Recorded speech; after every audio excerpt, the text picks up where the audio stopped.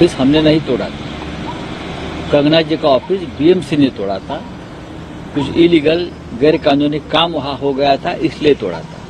उखाड़ फेंक देंगे ऐसे शब्द कौन सी भी गैर कानूनी चीज इस देश में उखाड़ कर फेंकनी चाहिए, ये मोदी जी ने कहा है।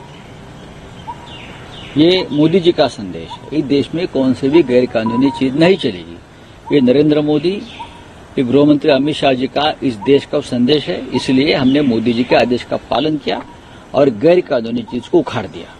अब उखाड़ कर कोई बाहर जाकर कोई काम करता है तो करने दो उनके स्टेट में, लेकिन अगर मुंबई को कोई पीओके बोलेगा, पाक व्याप्त कश्मीर बोलेगा, तो क्या मोदी जी को ये मान्य है? उनके देश का हिस्सा जिस देश के प्रधानमंत्री है, अमित शाह जी देश के गृह मंत्री है, अगर उनके देश के कोई व्यक्ति मुंबई जैसे शहर को पीओके बोलेगी तो क्या मोदी जी और अमित शाह जी ये स्वीकार करेंगे?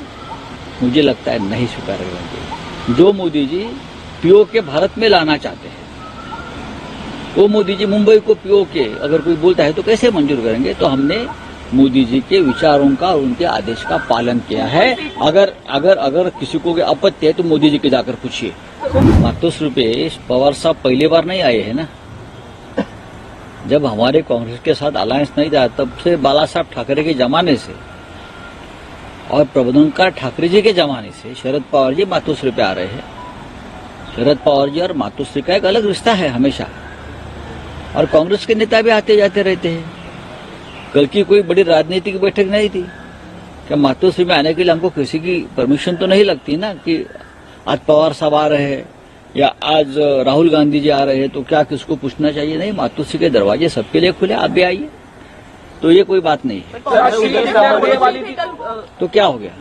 सीट शेयरिंग के ऊपर डिस्कशन। कल सीट शेयरिंग के ऊपर कोई चर्चा नहीं थी। सीट शेयरिंग के ऊपर हमारी चर्चा पहले ही खत्म हो गई। कांग्रेस के लीडर्स नाराज हैं सर? क्यों? हमें तो कोई किसी ने बताना ही। आपको बताया तो मुझे बताइए, किसने फोन करके बताया? कल कोई सीट शेयरिंग की बात नहीं है। हमारे हिसाब से सीट शेयरिंग की चर्चा खत्म हो गई।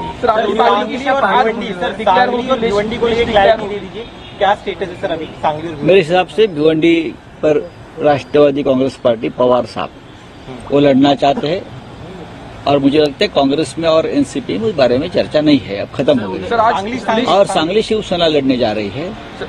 शिवसेना की आज लिस्ट डिक्लेयर होने वाली है, और प्रकाश अम्बेडकर के बारे में क्या स्टैंड है, क्या कहना चाहिए? देखिए, प्रकाश अम्बेडकर आज भी महाविकास आघाड़ी के हमारे सदस्य हैं। हमने हमेशा बाला साहब अम्बेडकर यानी प्रकाश जी को रिस्पेक्ट दिया है, उनकी पार्टी का आदर किया है, उनके भावनाओं का आदर किया है। देश में जिस तरह से ईदी अमीन का राज चल रहा है, तानाशाही, हिटलर ने ईदी अमीन खा लेते हैं, सब नरभक्षक आदमी को भी खा लेते हैं, ये संविधान खा रहे हैं। तो प्रकाश अम्बेडकर जी ईदी अमीन के साथ कैसे रहेंगे? प्रकाश अम्बेडकर तो संविधान बचाने वाली जो शक्ति है उनके साथ रहेंगे, हमें मालूम है। तो हमने उनको 4 सीटों का प्रस्ताव दिया है, और अब तक चर्चा उनसे डायलॉग चल रहा है, डायलॉग खत्म नहीं हुआ है। डेमोक्रेसी में डायलॉग चलना चाहिए और चल रहा है। आज शिवसेना की लिस्ट हो जाएगी। हमारी लिस्ट तैयार है, हम कभी भी डिक्लेयर कर सकते हैं। हमारे पास पूरा लिस्ट तैयार है। मेरे हिसाब से एनसीपी की भी लिस्ट तैयार है।